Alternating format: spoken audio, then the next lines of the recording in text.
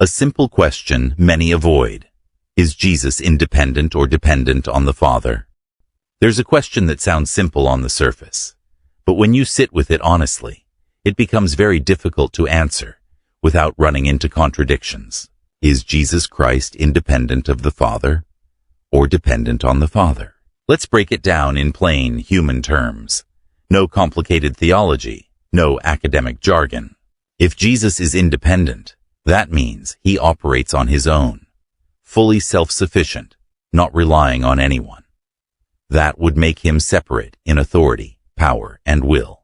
But if Jesus is dependent, that means he relies on the Father for knowledge, power, guidance, or authority. Now here's where it gets interesting. In the Bible, Jesus repeatedly speaks in a way that suggests dependence, not independence.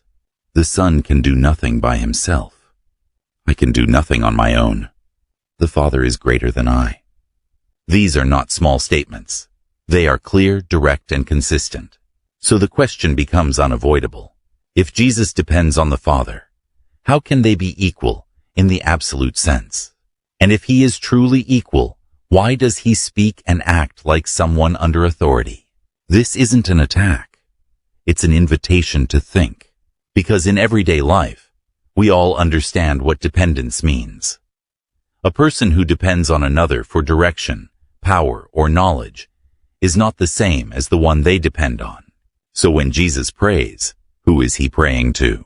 When he says, "Not my will, but yours," whose will is higher? When he says he does nothing by himself, what does that tell us about his role? These are sincere questions that deserve sincere answers. Faith should not be afraid of clarity.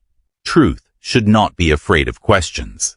And sometimes, the most powerful discussions start with the simplest question. Is Jesus independent of the Father or dependent on him?